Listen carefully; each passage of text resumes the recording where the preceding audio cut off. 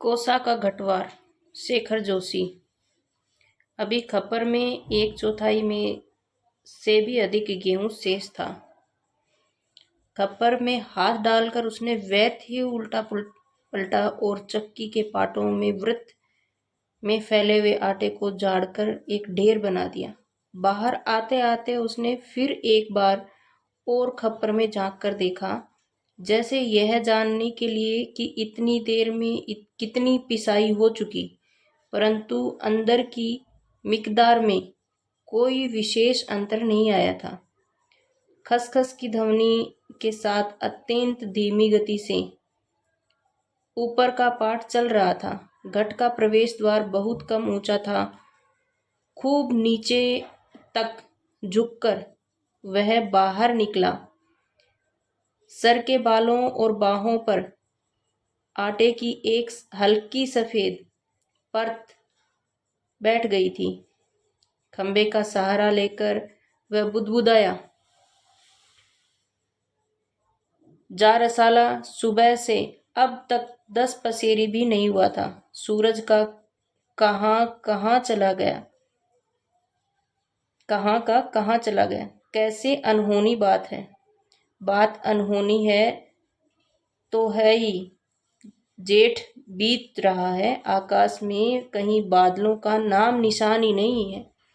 अन्य वर्षों अब तक लोगों की धान रोपाई पूरी हो जाती, पर इस साल नदी नाले सब सूखे पड़े हैं। खेतों की सिंचाई तो दरकिनार बीज की क्यारियां सूखी जा रही हैं। छोटे नाले गुलों के किनारे के घट महीनों से बंद हैं। कोसी के किनारे और गुसाई का यह घटा, पर इसकी भी चाल ऐसी ही लद्दू घोड़े की चाल को मात देती है। चक्की के निचले खंड में छीछर की आवाज के साथ पानी को काटती हुई मथानी चल रही थी। कितनी धीमी आवाज। अच्छे खाते पीते ग्वालों के घर में दही की मथानी इससे ज्यादा शोर करती है। इसी मथाने का वह शोर होता था कि आदमी को अपनी बात नहीं सुनाई देती, और अब तो भले नदी पार कोई बोले तो बात यहाँ सुनाई दे जाए। छप छप छप। पुरानी फौजी पैंट को घुटनों तक मोड़कर गुसाई पानी की गुल के अंदर चलने लगा। कहीं कोई सुराख निकास हो तो बंद कर दे, एक बूंद पानी भी बाहर न जाए। बूंद बूंद की कीमत है इन दिनों। प्राय आधा फलांग चलकर वह बांध पर पहुंचा और नदी की पूरी चौड़ाई को घेर कर पानी का बहाव घट की गुल की ओर मोड़ दिया था। किनारे की मिट्टी घास लेकर अपने बांध में 1-2 स्थान पर निकास बंद किया और फिर गुल के किनारे किनारे चलकर घट पर आ गया। अंदर जाकर उसने फिर पाटों के वर्त में फैले हुए आटे को बुहार ढेरी में मिला दिया। खप्पर के अभी थोड़ा बहुत गेहूं शेष था। वह उठकर बाहर आया। दूर रास्ते पर एक आदमी सर पर पिसान रखे उसकी ओर जा रहा था। गुसाई ने उसकी सुविधा का ख्याल कर वहीं से आवाज दे दी, है ओ, यहाँ लंबर देर में आएगा। नंबर की जगह लंबर। 2 दिन का पिसान अभी जमा है। ऊपर उमेद सिंह के घट में देख लो। उस व्यक्ति ने मुड़ने से पहले एक बार और प्रयत्न किया। खूब ऊंचे स्वर में पुकार कर वह बोला, जरूरी है जी, पहले हमारा नंबर नहीं लगा दोगे? गुसाई होठों ही होठों में मुस्काया। रसाला कैसे चीखता है, जैसे घट की आवाज इतनी हो कि मैं सुन न सकूं। कुछ काम ऊंची आवाज में उसने हाथ हिलाकर उत्तर दे दिया, यहाँ जरूरी का भी बाप रखा है जी, तुम ऊपर चले जाओ। वह आदमी लौट आया। महल की छांव में बैठ कर गुसाई ने लकड़ी के जलते कुंदे को खोदकर चिलम सुलगाई और गुड़ गुड़ करता हुआ धुआं उड़ाता रहा। खसर खसर की चक्की का पाठ चल रहा था। किट किट किट किट खप्पर के दाने गिराने वाली चिड़िया पाठ पर टकरा रही थी। छिरछिर छिछर छिछर की आवाज के साथ मथानी पानी को काट रही थी और कहीं कोई आवाज नहीं। कोसी के बहाव में भी कोई ध्वनि नहीं। रेती पाथरों के बीच में टकने टकने पत्थर भी अपना सर उठाए आकाश में निहार रहे थे। दोपहरी ढलने पर भी इतनी तेज धूप, कहीं चिड़ैया भी नहीं बोलती और किसी प्राणी का प्रिय अप्रिय स्वर भी नहीं। सूखी नदी के किनारे बैठा गुसाई सोचने लगा, क्यों उस व्यक्ति को लौटा दिया। लौट तो वह जाता ही। घर के अंदर टच पड़े किस पिसान के थैलों को देखकर 2-4 क्षण की बात का आसरा ही होता। कभी कभी गुसाई को यह अकेलापन काटने लगता है। सूखी नदी के किनारे का यह अकेलापन नहीं, जिंदगी भर साथ देने के लिए जो अकेलापन उसके द्वार पर धरना देकर बैठ गया है, वही उसे जिसे अपना कह सके। ऐसे किसी प्राणी का स्वर उसके लिए नहीं, फालतू कुत्ते बिल्ली का स्वर भी नहीं। क्या ठिकाना ऐसे मालिक का जिसका घर द्वार नहीं, बीवी बच्चे नहीं, खाने पीने का ठिकाना नहीं। घुटने तक उठी हुई पुरानी फौजी पैंट के मोड़ को गुसाई ने खोला। गुल में चलते हुए थोड़ा भाग भीग गया था, पर इस गर्मी में उसे भीगी पैंट की यह शीतलता अच्छी लगी। पैंट की सलवटों को ठीक करते करते गुसाई ने हुक्के की नली से मुंह हटाया। उसके होठों में बाएं कोने पर हल्की सी मुस्कान उभर आई। बीती बातों की याद गुसाई सोचने लगा। इसी पैंट की बदौलत वह अकेलापन उसे मिला है। नहीं, याद करने को मन नहीं करता। बहुत पुरानी बातें वह भूल गया है, पर हवलदार साहब की पैंट की बात उसे नहीं भूलती। ऐसी ही फौजी पैंट पहनकर हवलदार धीरम सिंह आया था। लॉन्ड्री की धुली नोकदार क्रिज वाली पैंट। वैसी ही पैंट पहनने की महत्वाकांक्षा लेकर गुसाई फौज में गया, पर फौज से लौटा तो पैंट के साथ साथ जिंदगी का अकेलापन भी उसके साथ आया। पैंट के साथ और भी कितनी स्मृतियां स्तब्ध है। उस बार की छुट्टियों की बात है। कौन महीना? हाँ, बैसाखी था। सर पर क्रॉस खुकरी के क्रेस्ट वाली काली किस्तीनुमा टोपी को तिरछा रखकर फौजी वर्दी वह पहली बार एनुअल लीव पर आया तो चीड़ वन की आग की तरह खबर इधर उधर फैल गई। बच्चे बूढ़े सभी उससे मिलने आए थे। चाचा का गोट एकदम भर गया था। ठसा ठसा ठस बिस्तर की नई एकदम साफ जगमग लाल नीली धारियों वाली दरी आंगन में बिछानी पड़ी थी।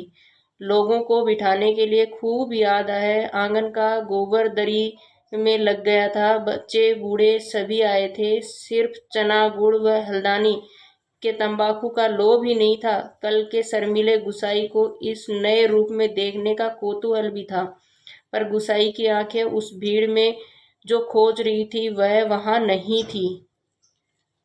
नाला पार करके अपने गांव से भैंस के कट्टा को खोजने के बहाने दूसरे दिन लक्ष्मा आई थी, पर गुसाई उस दिन उसे मिल न सका। गांव के छोकरे ही गुसाई की जान को बवाल हो गए थे। बूढ़े नरसिंह प्रधान उस दिनों ठीक ही करते थे। आजकल गुसाई को देखकर शोभनिया का लड़का ही भी अपनी फट्टी घेर की टोपी को तिरछी पहनने लग गया। दिन रात बिल्ली के बच्चों की तरह छोकरे उसके पीछे लगे रहते थे, सिगरेट बीड़ी या गपशप के लोभ में। एक दिन बड़ी मुश्किल से मौका मिला था उसे लक्ष्मा को पात पतेल के लिए जंगल जाते देखकर वह छोकरों से काकड़ के शिकार का बहाना बनाकर अकेले जंगल को चल दिया था। गांव की सीमा से बहुत दूर काफल के पेड़ के नीचे गुसाई के घुटने पर सर रखकर लेटी लेटी लक्ष्मा काफल खा रही थी। पके गुदगुदाए गहरे लाल लाल काफल। खेल खेल में काफलों को की छीना झपटी करते गुसाई ने लक्ष्मा की मुट्ठी भींच दी थी। टप टप काफलों का गाढ़ा गाढ़ा लाल उसकी पैंट पर गिर गया। लक्ष्मा ने कहा था, इसे यहीं रख जाना, मेरी पूरी बांह की कुर्ती उससे उसमें ऐसे निकल आएगी। वह खिलखिलाकर अपनी बात पर स्वयं ही हंस दी थी। पुरानी बात क्या कहा था, गुसाई को याद नहीं पड़ता। तेरे लिए मखमल की कुर्ती ला दूंगा तो स्वाह, या कुछ ऐसा ही।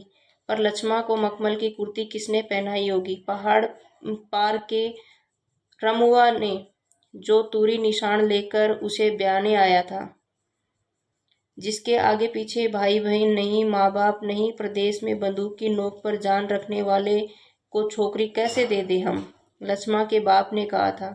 उसका मन जानने के लिए गुसाई ने टेढ़े तिरछे बात चलवाई थी। उसी साल मंगसिर की एक ठंडी उदास शाम को गुसाई की यूनिट सिपाही किशन सिंह ने क्वार्टर मास्टर जो स्टोर के सामने खड़े उसे कहा था, हमारे गांव के राम सिंह ने जिद की, तभी छुट्टियां बढ़ानी पड़ी। 10 साल उसकी शादी थी। इस साल उसकी शादी थी। खूब अच्छी औरत मिली यार, शकल सूरत भी खूब, एकदम पटाखा। बड़ी हंसमुख है, तूने देखा ही होगा, तुम्हारे गांव के नजदीक की ही है। लक्ष्मा कुछ ऐसा ही नाम है। गुसाई को याद नहीं पड़ता कौन सा बहाना बनाकर वह किशन सिंह के पास चला आया था। रमडे थे उस दिन। हमेशा आधा पैग लेने वाला गुसाई उस दिन पेशी करवाई थी। मलेरिया प्रिकॉशन न करने के अपराध में सोचते सोचते गुसाई बुदबुदाया, रसाला एडजुटेंट। गुसाई सोचने लगा, उस साल छुट्टियों में घर से विदा होने से एक दिन पहले वह मौका निकालकर लक्ष्मा से मिला था। गंगनाथ हजू की कसम, जैसा तुम कहोगे मैं वैसा ही करूंगी, आंखों में आंसू भरकर लक्ष्मा ने कहा था। वर्षों से वह सोचता आया, कभी लक्ष्मा से भेंट होगी तो वह अवश्य कहेगा कि वह गंगनाथ जाकर लगाकर प्रायश्चित जरूर कर ले। देवी देवताओं की झूठी कस्में खाकर उसे नाराज करने से क्या लाभ? जिस पर भी गंगनाथ का कोप हुआ वह कभी फल फूल नहीं पाया। पर लक्ष्मा के से कब भेंट होगी यह वह नहीं जानता। लड़कपन से संगी साथी नौकरी चाकरी के लिए मैदानों में चले गए थे। गांव की ओर जाने पर उसका मन नहीं होता। लक्ष्मा के बारे में किसी से पूछना उसे अच्छा नहीं लगता।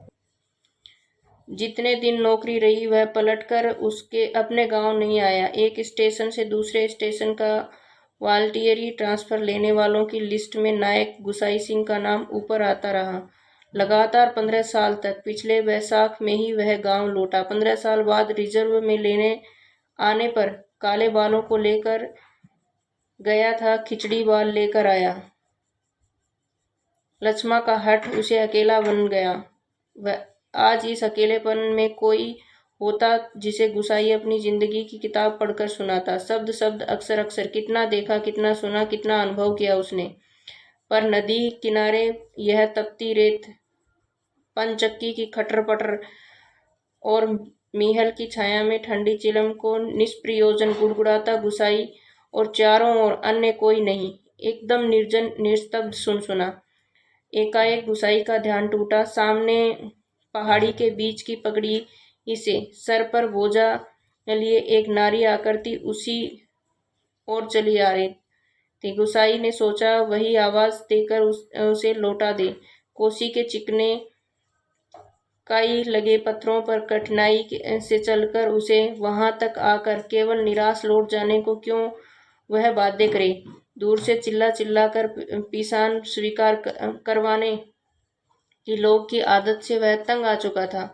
इस कारण आवाज देने को उसका मन नहीं हुआ। वह आकृति अब तक पगडंडी छोड़कर नदी के मार्ग में आ पहुंची थी। चक्की की बदली आवाज को पहचान कर गुसाई गट के अंदर चला गया। खप्पर का अनाज समाप्त हो चुका था। खप्पर में एक कम आने वाले थैले को उलटकर उसने अन्न का निकास रोकने के लिए काठ की चिड़ियों को उल्टा कर दिया। किटकिट का स्वर बंद हो गया था। वह जल्दी जल्दी आटे को थैले में भरने लगा। घट के अंदर मथानी की छिछर छिछर की आवाज की अपेक्षाकृत कम सुनाई दे रही थी। केवल चक्की ऊपर वाले पाट की घिसती हुई घरघराहट का हल्का धीमा संगीत चल रहा था। तभी गोसाई ने सुना अपनी पीठ के पीछे घट के द्वार पर इस संगीत से भी मधुर एक नारी का कंठ स्वर। अब बारी आएगी जी, रात की रोटी के लिए घर में आटा नहीं है। सर पर पिसान रखे एक स्त्री उसे यह पूछ रही थी कि गुसाई जी को उसका स्वर परिचित सा लगा। चौंक कर उसने पीछे मुड़कर देखा। कपड़े में पिसान ढीला बंधा होने के कारण बोझ का एक सिरा उसके मुख के आगे आ गया था। गुसाई उसे ठीक से नहीं देख पाया, लेकिन तब भी उसका मन जैसे आशंकित हो उठा। उसकी शंका का समाधान करने के लिए वह बाहर आने को मुड़ा, लेकिन तभी फिर अंदर जाकर पिसान के थैले को इधर उधर रखने लगा। काठ की चिड़ियां किटकिट बोल रही थी। उसी गति के साथ गुसाई को अपने हृदय की धड़कन का आभास हो रहा था। घट के छोटे कमरे में चारों ओर पीसे हुए अन्न चूर्ण फैल रहा था और अब तक गुसाई के पूरे शरीर पर छा गया था। कृत्रिम सफेदी के कारण वह वृद्धा सा दिखाई दे रहा था। स्त्री ने उसे नहीं पहचाना और दोबारा वे ही शब्द दोहराए। वह अब भी तेज धूप में बोझा सर पर रखे हुए गुसाई का उत्तर पाने को आतुर थी। शायद नकारात्मक उत्तर मिलने पर वह उल्टे पांव लौटकर किसी अन्य चक्की का सहारा लेती। दूसरी बार के प्रश्न को गुसाई न टाल पाया। उत्तर देना ही पड़ा। यहाँ पहले ही टीला लगा है, देर तो होगी ही, उसने दबे दबे स्वर में कह दिया। स्त्री ने किसी प्रकार की अनुनय विनय नहीं की। शाम के आटे का प्रबंध करने के लिए वह दूसरी चक्की का सहारा लेने को लौट पड़ी। गुसाई झुक झुक कर घट से बाहर निकला। मुड़ते समय स्त्री की एक झलक देखकर उसका संदेह विश्वास में बदल गया था। हताश सा वह कुछ क्षणों तक उसे जाते हुए देखता रहा और फिर अपने हाथों तथा सिर पर गिरे हुए आटे को झाड़कर एक दो कदम आगे बढ़ा। उसके अंदर की किसी अज्ञात शक्ति ने जैसे उसे वापस जाती हुई उस स्त्री को बुलाने को बाध्य कर दिया। आवाज देकर उसे बुला लेने को उसने मुंह खोला, परंतु आवाज न दे सका। एक झिझक, एक असमर्थता थी जो उसका मुंह बंद कर रही थी। वह स्त्री नदी तक पहुंच चुकी थी। गुसाई के अंतर में तीव्र उथल पुथल मच गई। इस बार आवेग इतना तीव्र था कि वह स्वयं को नहीं रोक पाया। लड़खड़ाती आवाज में उसने पुकारा, लक्ष्मा। घबराहट के कारण वह पूरे जोर से आवाज नहीं दे पाया था। स्त्री ने यह आवाज नहीं सुनी। इस बार गुसाई ने स्वस्थ होकर पुनः पुकारा, लक्ष्मा। लक्ष्मा ने पीछे मुड़कर देखा। मायके में उसे सभी इसी नाम से पुकारते थे। यह संबोधन उसके लिए स्वाभाविक था, परंतु उसे शंका शायद यह थी कि चक्की वाला एक बार पिसान स्वीकार न करने पर भी दोबारा उसे बुला रहा है, या उसे केवल भ्रम हुआ है। उसने वहीं से पूछा, मुझे पुकार रहे हैं जी? गुसाई ने संयत स्वर में कहा, हाँ, ले आ, हो जाएगा। लक्ष्मा क्षण भर रुकी और फिर घट की ओर लौट आई। अचानक साक्षात्कार होने का मौका न देने की इच्छा से गुसाई व्यस्तता का प्रदर्शन करता हुआ मीहल की छाया में चला गया। लक्ष्मा पिसान का थैला घट के अंदर रखाई। बाहर निकलकर उसने आंचल के कोर में मुंह पोंछा तो तेज धूप में चलने के कारण उसका मुंह लाल हो गया था। किसी पेड़ की छाया में विश्राम करने की इच्छा से उसने इधर उधर देखा। मीहल के पेड़ की छाया के घट की ओर पीठ किए हुए गुसाई बैठा हुआ था। निकट स्थान में दाड़िम के एक पेड़ की छांव को छोड़कर अन्य कोई बैठने लायक स्थान नहीं था। वह उसी ओर चलने लगी। गुसाई की उदारता के कारण ऋणी सी होकर ही जैसे उसने निकट आते आते कहा, तुम्हारे बाल बच्चे जीते रहे, घटवार जी, बड़ा उपकार का काम कर दिया तुमने। ऊपर के घट में भी जाने कितनी देर के में लंबर मिलता। अजाज संपत्ति के प्रति दिए गए आशीर्वचनों को गुसाई ने मन ही मन विनोद के रूप में ग्रहण किया। इस कारण उसकी मानसिक उथल पुथल कुछ कम हो गई। लक्ष्मा उसकी ओर देखे इससे पूर्व ही उसने कहा, जीते रहे तेरे बाल बच्चे। लक्ष्मा, मायके कब आई? गुसाई ने अंतर की घुमड़ती आंधी को रोककर यह प्रश्न इतने संयत स्वर में किया जैसे वह भी अन्य 10 आदमियों की तरह लक्ष्मा के लिए एक साधारण व्यक्ति हो। दाड़िम की छाया में पतेल झाड़कर बैठते लक्ष्मा ने संकित दृष्टि से गुसाई की ओर देखा। कोसी की सूखी धार अचानक जलप्लावित होकर बहने लगती तो भी लक्ष्मा को इतना आश्चर्य न होता जितना अपने स्थान से केवल 4 कदम की दूरी पर गुसाई को इस रूप में देखने पर हुआ। विस्मय से आंखें फाड़कर वह उसे देखे जा रही थी, जैसे अब भी उसे विश्वास न हो रहा था कि जो व्यक्ति उसके सम्मुख बैठा है वह उसका पूर्व परिचित गुसाई ही है। तुम जाने लक्ष्मा क्या कहना चाहती थी? शेष शब्द उसके कंठ में ही रह गए। हाँ, पिछले साल पलटन से लौट आया था। वक्त काटने के लिए घट लगवा लिया। गुसाई ने ही पूछा, बाल बच्चे ठीक हैं?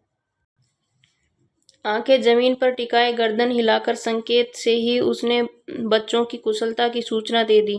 जमीन पर गिरे एक दाड़िम के फूल को हाथों में लेकर लक्ष्मा उसकी पंखुड़ियों को एक एक कर निरुद्देश्य से तोड़ने लगी और गुसाई पतली सींग लेकर आग को कुरेदता रहा।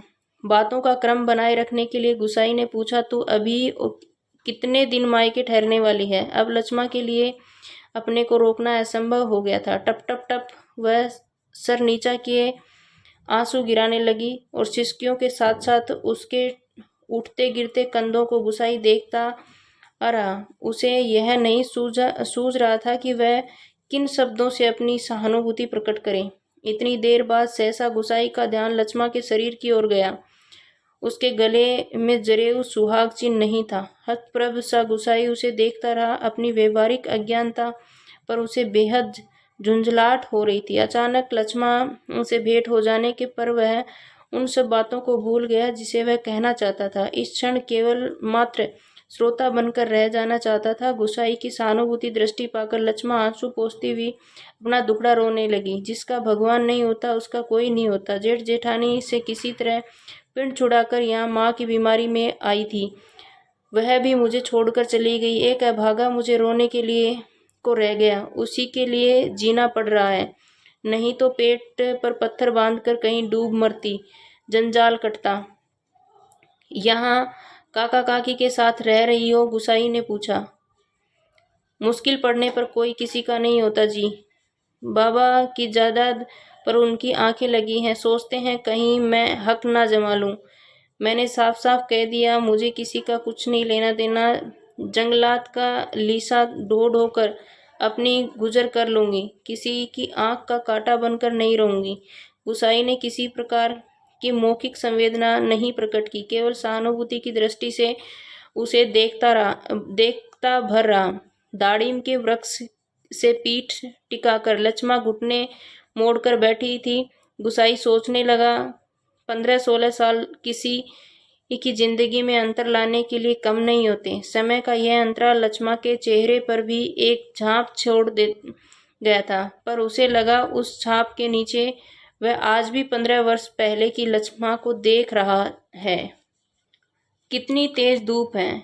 इस साल लक्ष्मा का स्वर उसके कानों में पड़ा, प्रसंग बदलने के लिए ही, जैसे लक्ष्मा ने यह बात जानबूझकर कही हो। और अचानक उसका ध्यान उस ओर चला गया जहां लक्ष्मा बैठी थी। दाड़िम की फैली फैली अधटकी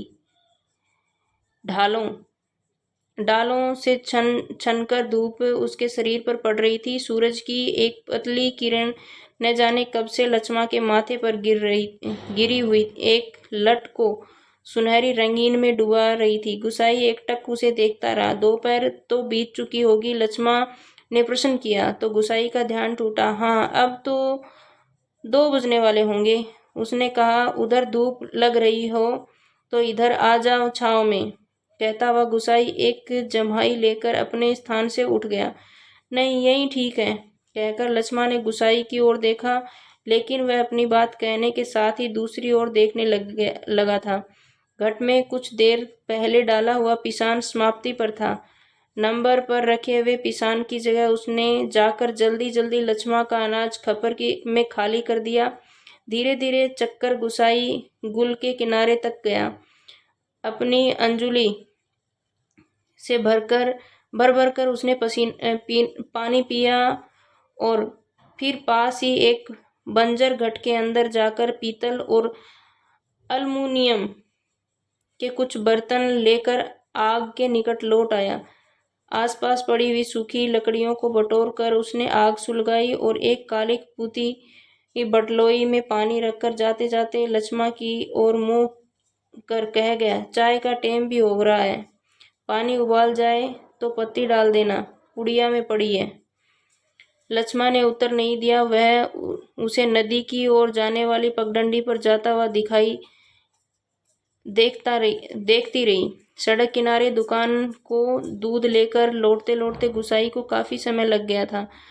वापस आने पर उसने देखा कि एक 6-7 वर्ष का बच्चा लक्ष्मण की देह से सटकर बैठा हुआ था।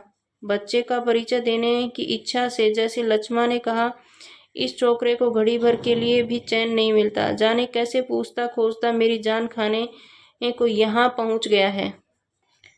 गुसाई ने लक्ष्य किया कि बच्चे बार बार उसकी दृष्टि बचाकर माँ से किसी चीज के लिए जिद कर रहा है। एक बार झुंझलाकर लक्ष्मण ने उसे झिड़क दिया, चुप रह, अभी लौटकर घर जाएंगे, इतनी देर में क्यों मरा जा रहा है।